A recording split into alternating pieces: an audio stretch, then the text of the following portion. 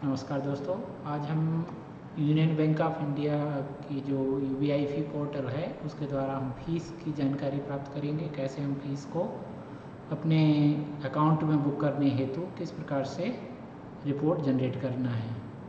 इसके लिए हम सबसे पहले epay.unionbankofindia.co.in/kbfcs/kblogin.aspx पर जाएंगे। यहाँ से हमको विंडो प्राप्त होती है। यहाँ पर जो लॉगिन आईडी होती है वो जनरली स्कूल की लॉगिन आईडी जो वेरीफाइड यूजर आईडी है उसके थ्रू हम प्राप्त करेंगे। इसमें जो स्कूल की लॉगिन आईडी के लिए SH होता है और यदि फर्स्ट शिफ्ट है तो 1 और सेकंड शिफ्ट है तो 2। इसके आगे हमको स्कूल कोड जो KB कोड होता है जो KBS द्वारा प्रोवाइड किया गया है उसको डालना होता है।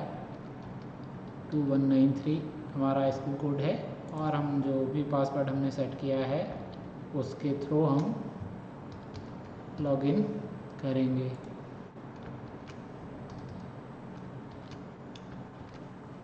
कैप्चा इंटर करते हुए जैसे ही हम लॉगिन करेंगे हमको एक नई विंडो ओपन हो जाएगी।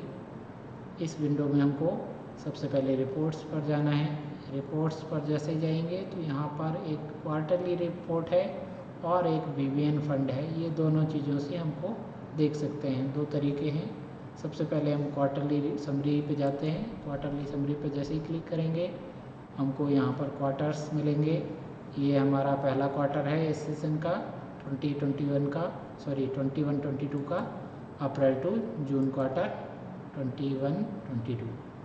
यहाँ पर हमको जब भी रिपोर्ट प्राप्त करनी है तो रिपोर्ट हमको जो फीस कलेक्शन है जो हमको प्राप्त होता है स्कूल लेवल पर वो पहला जो क्वार्टर स्टार्ट होता है उसमें पहले 15 दिन का और उसके बाद महीने के लास्ट डे तक का प्राप्त होता है। उसके आगे जो 2 मंथ होते हैं उसमें पूरे मंथ का नेक्स्ट मंथ की 2 तारीख को प्राप्त होता है। तो इसी प्रकार से हम रिपोर्ट प्राप्त करेंगे।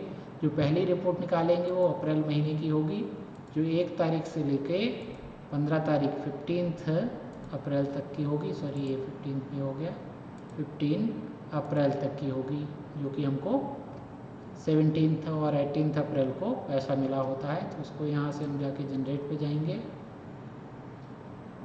जनरेट पर जाने के बाद यहाँ पर हमको सिलेक्ट करने का ऑप्शन मिलेगा कि हमको किस फॉर्मेट में हमको रिपोर्ट चाहिए। तो यहाँ पर सिलेक्ट अ फॉर्मेट, तो हम एक्सेल फॉर्मेट चूज़ करेंगे और इसको एक्सपोर्ट बटन को ऑन करेंगे। जैसे ही दबाएंगे एक्सपोर्ट बटन को हमारे पास एक्सेल में रिपोर्ट प्राप्त हो जाएगी। ये हमको एक्सेल में रिपोर्ट प्राप्त हो गई। इसको हम क्या करेंगे, सबसे पहले हमको यहाँ से सम करना है। सारा लेकर हमको सम पे जाना है। सम पे हमने यहाँ तक सिलेक्ट कर लिया है, एक रो नीचे तक।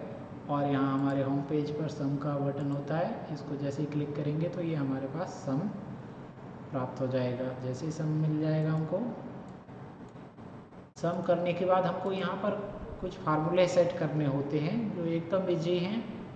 हमने पहले सेट किए हुए हैं तो इसको हम यहाँ से कॉपी करके भी पेस्ट कर सकते हैं। अगली बार एक बार आपको मेहनत करनी है, उसके बाद फिर आप इसको कॉपी पेस्ट कर सकते हैं। हमने फार्मूले कॉपी किए हैं और इसको यहाँ पर ले जाके पेस्ट कर दिया।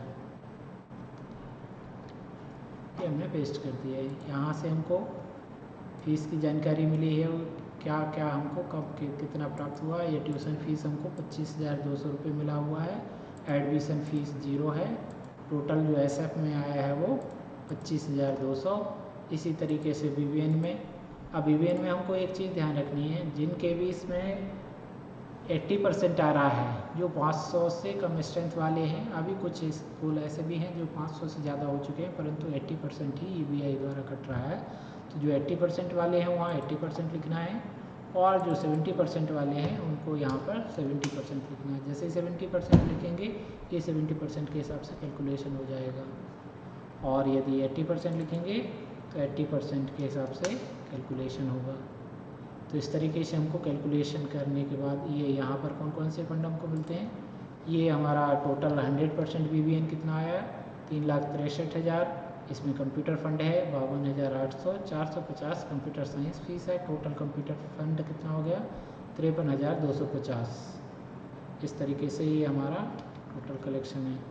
दूसरा, अब इसमें अगर 80% हमको मिल रहा है तो 20% हेडक्वार्टर जाता है, तो 20% में ये इसका 3,63,000 का 20% 72,600 20% में आ जाएगा। बाकी हमारे पास पूरा का पूरा 2,90,400 यहाँ होंगे।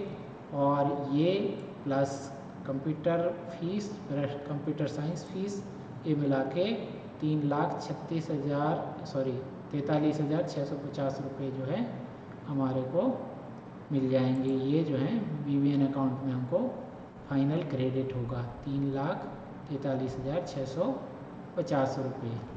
तो इसको सबसे पहले फार्मूला कैसे सेट करना है, सबसे पहले ये हमने यहाँ पर लिखा है, ये हमको कहाँ से मिला है, यहाँ से ये 25,200 दिख रहा है, यहाँ से ये वाले सारे कॉलम्स हम इसको ले लेते हैं कहाँ तक, ये यहाँ देखिए J तक।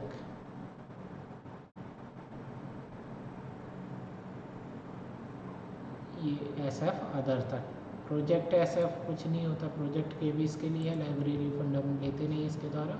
तो हम ये जो है यहाँ से यहाँ तक का ये टोटल यहाँ ट्यूशन फीस में आ जाएगा, और बाकी जो बचा है वो SF में आ जाएगा। तो इसमें से हमने ये टोटल में से इसको ट्यूशन फीस को घटाया, तो यहाँ पर ये अभी 0 आ रहा है। जैसे ट्यूशन फीस आएगी अगर अगले क्वार्टर, एडमिशन फीस आएगी या री एडमिशन फीस आएगी, तो वो यहाँ पर हमको मिल जाएगी। और इन दोनों का जो टोटल है वो 25,200 रुपये हमको यहाँ SF में मिल जाएगा। मुख्य रूप से इसके लिए कैलकुलेशन हमको करनी होती है, क्योंकि एडमिशन फ़ीस का UBI पोर्टल में सीधे डायरेक्टली कहीं पर शो नहीं होता है, इसलिए हमको इन 3 कॉलमों का जो टोटल है उसको टोटल वाले कॉलम से माइनस करके हमको एडमिशन फ़ीस निकालनी होती है।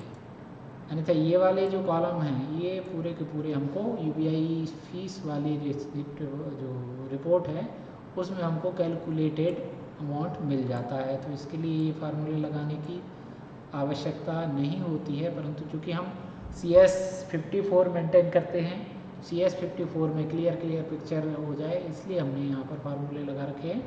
तो इसमें फार्मूला किस तरीके से है, आपने जो U25 है, ये जो इसका टोटल जो हमने अभी ड्रैग करके टोटल किया था, ये टोटल इसका ये वाला अमाउंट इंटू T27 100% है, यानी उसका टोटल 100%, या सेम का सेम अमाउंट भी हम ले सकते हैं।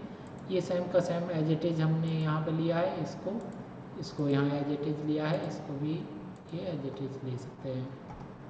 दूसरी यहाँ पे हमने 20% का फार्मूला हमने लगाया हुआ है। यहाँ पर ये 20% हमेशा फिक्स रहता है, ये 70% कंट्रीब्यूशन हो या 80% जो हमारे पास आता है, कहीं कुछ भी हो, ये 20% कंट्रीब्यूशन तो हेडक्वार्टर जाता ही है। तो यहाँ पर हमने इसको direct U25 multiply by T25 में जो 20% लिखा हुआ है, तो इस तरीके से ये हमारा आ गया और इसका टोटल जो को तो यहाँ पर पहुँच जाता है। अब यहाँ पर हमने इफ़ फार्मूला से फिक्स किया हुआ है, क्योंकि यहाँ पर अगर 70% वाले के भी हैं तो वो 70% के हिसाब से कैलकुलेशन लेंगे, और यदि 80% वाले हैं तो केवल 20% और 80% वाला आना चाहिए।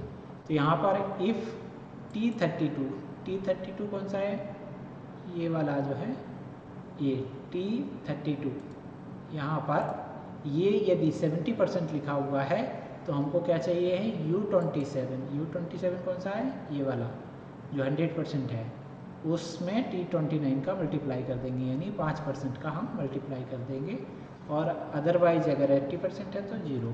तो इस तरीके से ये सिंपल फार्मूला है, और आप इसको देखकर इजीली ऐसा कैसा आपके सिस्टम में भी एक्सेल में यूज कर सकते हैं। इसी को ये आगे मल्टीप्लाई करते हुए ये हमने लगाया हुआ है, और इसको सीधा का सीधा हमने इससे लगा दिया है, कहाँ से, U25 और मल्टीप्लाई बाय T32 में कौन सा है, जो भी हमने 70% या 80% जो भी लिया हुआ है उसको हमने, इसके द्वारा हम इस तरह रिपोर्ट प्राप्त कर सकते हैं। इस रिपोर्ट के द्वारा हमको अब टैली इस